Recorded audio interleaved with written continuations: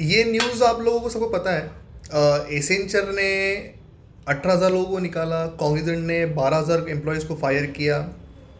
और इसका रीज़न इन लोगों ने दिया है कि फेक एक्सपीरियंस सर्टिफिकेट था, इसलिए इन लोगों ने रिमूव कर दिया। बिकॉज ज़ीरो टॉलरेंस पॉलिसीज़ है फेक एक्सपीरियंस को लेकर इन लोगों की ना, ये सब चीज़ों को इन लोगों ने जो बोलबाला किया है सारे न्यूज़पेपर पे, सारे मीडिया के अंदर बहुत ट्रेंडिंग चल रहा है ये। कोई कोई लोग अप्रिशिएट कर रहे हैं बिकॉज बहुत अच्छा काम किया आईटी इंडस्ट्री वालों ने। ये लोग हमेशा से ये करते हैं और ये कोई अच्छा काम नहीं है। ये जो लोग वीडियो देख रहे हैं ना, ये कंपनी वाले जो लोगों को इसमें है आप लोग इन्वॉल्व, एक नंबर का घटिया काम किया तुम लोगों ने। 18,000 लोगों को निकालना, 12,000 लोगों को निकालना, ये कोई बहुत बड़ा काम है क्या? अरे उसके फैमिली के बारे में सोचो, वो बेचारों के जॉब के बारे में सोचो। टर्मिनेशन हाथ में लेके दे दोगे तुम लोग तो बच्चा जॉब के लिए कहाँ पे जाएगा? मैं ये चीज़ के सपोर्ट में नहीं हूँ कि फेक एक्सपीरियंस सर्टिफिकेट लगाना या फिर ये करना बहुत अच्छी बात है, नहीं हूँ सपोर्ट में, ठीक है। पर मेरा ऑब्जेक्शन ये पॉइंट पे है कि 1.5 साल से जब बच्चा वहाँ पे तुम्हारे यहाँ पे जॉब कर रहा था, तब क्या तुम्हारी पूरी एचआर टीम सोई थी? तब तुम लोगों को नहीं समझ में आया कि कैंडिडेट फेक है, एक्सपीरियंस नहीं है उसको, ये नहीं है, सब झूठा बता के आया है वो यहाँ पे? अभी क्यों निकाला? प्रैक्टिकल आंसर सुनना चाहोगे? कोविड के टाइम पे, कोविड-19 जब इंडिया में आया था, आपने देखा था कितनी हायरिंग हो रही थी, कितनी हो रही थी? डेवलपमेंट की हायरिंग हो रही थी, टेस्टिंग की हायरिंग हो रही थी, एसएपी की हायरिंग हो रही थी, सारे कोर्सेज की हायरिंग हो रही थी। इन लोगों ने भी ले लिया, हर आईटी कंपनी हायरिंग कर रही थी। रीज़न क्या था पता है क्या? रीज़न ये था कि बहुत अच्छे प्रोजेक्ट आए थे, बड़े बड़े प्रोजेक्ट थे, आईटी का मार्केट पूरा बूम हो गया था। अगर वो टाइम पे ये बैकग्राउंड वेरिफिकेशन को लेके बैठ जाते थे और सब समझ में आता था कि ये कैंडिडेट तो जेन्युइन एक्सपीरियंस का है नहीं, तो लॉस किसका होता था? कंपनी का लॉस होता था, बिकॉज मैन पावर मिलती नहीं है। समझ में आ रहा है आप लोग? मैन पावर मिलती ही नहीं है। अब जब इनका खुद का काम था तब इन लोगों ने आने दो आने दो आने दो, सबको आने दिया। अब जब इनको पता चल रहा है कि यूएस से प्रोजेक्ट कम हो चुके हैं, वहाँ से थोड़ा मार्केट उनका कम चल रहा है, इतनी इतनी सैलरी पे इनको लिए थे, 8 लाख 10 लाख 12 लाख के पैकेजेस पे जो लोग हायर किया था, वो लोग भी अभी बेंच पे वेटिंग पे है, उनको प्रोजेक्ट नहीं मिले, तो क्या करेंगे ये लोग? तो कुछ ऐसा दिमाग लगाए, कुछ ऐसा सोचे कि हमारी इमेज, हमारी प्रोफाइल एकदम 5 स्टार रहे और हम लोगों को फायर भी कर दें, हमारे पैसे भी बच जाए। क्या करना फिर बता दो कि ये कैंडिडेट फेक था और इनको निकाल दो। 2-3 हज़ार 4,000 नहीं, 18,000 लोगों को निकाल दिया। अगर ये चीज़ सोचो तुम लोग, अगर ये न्यूज़ में आता था कि 18,000 लोगों को तुमने एम्प्लॉयमेंट दी है, इतनी तुम लोगों ने हायरिंग निकाली है, इतने लोगों को तुम जॉब दे रहे हो, तो कितना अच्छा लगता था। फायर करना कोई बहुत बड़ी बात है क्या? Is it very good? नहीं है। समझ में आया? दूसरी बात, कोई भी बैकग्राउंड वेरिफिकेशन जब होता है तो क्या वो इमीडिएटली होता है क्या? प्रोबेशन पीरियड रहता है 3 महीने का, उसमें तुम लोग करते क्या हो फिर? ये सिर्फ और सिर्फ माइंड गेम है और कुछ नहीं है। खुद की प्रोफाइल भी अच्छी रखना लोगों के सामने कि हम लोग ज़ीरो टॉलरेंस पॉलिसी फॉलो कर रहे हैं फेक एक्सपीरियंस के लिए, और है ना अपना काम भी निकाल लेना, मतलब खुद के पैसे भी बचा देना। ये हमेशा करती है, ये हमेशा, इसके पहले भी इसने बहुत बार किया है ऐसे काम। जब इनको खुद को ज़रूरत होती है ना, जब खुद को ज़रूरत होती है, मैं आपको एग्जांपल देता हूँ। इनके प्रोजेक्ट रहते हैं, कभी कभी बड़े बड़े प्रोजेक्ट होते हैं, कोई एक बंदा या फिर 2-3 लोग उनके कोई प्रोजेक्ट पे काम कर रहे हैं, डेवलपर काम कर रहा है, टेस्टर काम कर रहा है, बीच में जब छोड़ चले जाते हैं ना, कोई चले जाता है कोई छोड़ के, वो टाइम पे क्या करते हैं पता है कि ये लोग कहाँ से लाएंगे बंदे? ये देते कंसल्टेंसी वालों को कॉल, कंसल्टेंसी को कॉल लगाएंगे कि हमें ना ये प्रोजेक्ट के लिए बच्चे चाहिए। फिर से बोलते हैं contract to hire, C2H। Consultancy वाला इनके पास में बच्चे भेजेगा, किसके पेरोल पे रहेंगे? कंसल्टेंसी के पेरोल पे रहेंगे। अब मुझे बताओ वहाँ पे बैकग्राउंड वेरिफिकेशन कौन करने वाला है?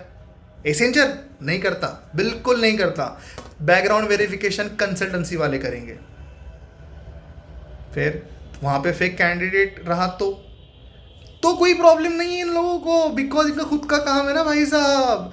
इनका काम, इनका प्रोजेक्ट बीच में रुका हुआ है, अभी प्रोजेक्ट नहीं है तो क्या करना, कैसे इनको सैलरी बचाएं, पैसे बचाएं हम लोग। तो इन लोगों ने ये काम किया, बहुत बुरा काम है ये। बिकॉज मैं ये चीज़ को फिर से बोल रहा हूँ, मैं सपोर्ट नहीं कर रहा हूँ कि बनाओ फेक एक्सपीरियंस लगाओ, ये करो वो करो, नहीं, मत करो। या फिर आपको नहीं लेना है तो बिल्कुल भी मत लो कैंडिडेट को, फेक लग रहा है ना कैंडिडेट मत लो, पर मत लो लेने के बाद में उसको 1 साल रखने के बाद में मत निकालो फिर स्किल देखो उसकी। 1-1.5 साल तुमने तुम्हारे पास में रखा होगा तो क्या वो ऐसे तुमने थोड़ी रखा होगा, कोई स्किल होंगी तभी तो तुमने 3-3 4-4 राउंड पे उसको फिल्टर करके तुम्हारे पास में लिया ना, कि नहीं लिया। और दूसरी बात, कोई भी बच्चा अगर फेक एक्सपीरियंस लगाता है अपने करियर को शुरुआत करने के लिए ना, तो कोई वो एक उसे क्या बोलते हैं हम लोग कि कोई पैशन के अंदर या फिर कोई उसे अच्छा लगता है इसलिए नहीं लगाता नहीं लगाता ऐसा। उसकी मजबूरी देखो पहले। तुम लोगों के इतने बैरियर रहते हैं ना आईटी इंडस्ट्री वाले, जो बड़े बड़े कंपनी के जो चोचले हैं तुम लोगों के, इतने तुम लोगों के बैरियर है ना कि बच्चा 18-19 का पास आउट रहा तो वो फ्रेशर के लिए एलिजिबल नहीं है, लड़की अगर है तो वो रिसेंटली शादीशुदा नहीं होनी चाहिए थी, इतना तुम्हारा करियर गैप नहीं होना चाहिए, तुम्हारे ग्रेजुएशन के अंदर अगर तुम 2 साल के ऊपर अगर तुम्हारा 3 साल करियर गैप है तो तुम एमएनसी के लिए एलिजिबल ही नहीं हो। नहीं है कि नहीं है?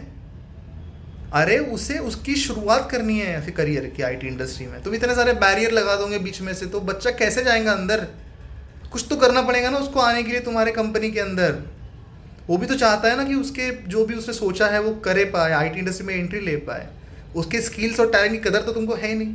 ठीक है, क्या करते हो तुम लोग? 10,000 लोगों में से तुम 100 लोगों को लेते हो, प्लेसमेंट करा देते हो, बाकी तो तुम्हारे इसमें सब ऐसे ही प्लेस हुए हुए हैं। तुमको अगर बैकग्राउंड वेरिफिकेशन सच्ची में कराना है ना, तुम लोग सच में इच्छा है ना ऐसी, बहुत एक काम करो, तुम्हारे सबसे पहले जो तुम्हारे सारे एचआर लोग हैं, तुम्हारे वो जो टॉप मैनेजमेंट के लोग हैं ना, जो उनका बैकग्राउंड वेरिफिकेशन कराओ भाई साहब। तुम पहले उनका बैकग्राउंड वेरिफिकेशन कराओ, यू विल फाइंड आउट तुम्हारी 60% कंपनी खाली पड़ जाएंगी पूरी, अगर तुम लोग सबको जेन्युइन निकालेंगे तो। ये रियलिटी है मार्केट की, समझ में आ रहा है कि नहीं आ रहा है? तो ये बूम करा रहे हो ना मार्केट में, ये कर दिया वो कर दिया, नहीं, ये गलत है, बहुत गलत है ये सब चीज़ें। एक तो तुमको लो मत, लेने के बाद में निकालो मत यार, मत निकालो। वो 18,000 लोगों की फैमिली के बारे में सोचो, उन लोगों के एक्सपेंसेस के बारे में सोचो। टर्मिनेशन लेटर हाथ में लेके अगर वो कहीं जाएंगे ना तो क्या होगा? कौन जॉब देगा उन लोगों को? और अब तुम लोग सोच रहे होंगे कि अभी एसेंचर कभी हायरिंग नहीं करेंगी, कभी फेक लोगों को नहीं लेंगी, एक्सपीरियंस वालों को नहीं लेंगी। अरे सब दोगलापन है इन लोगों का, मैं बताता हूँ तुम लोगों को।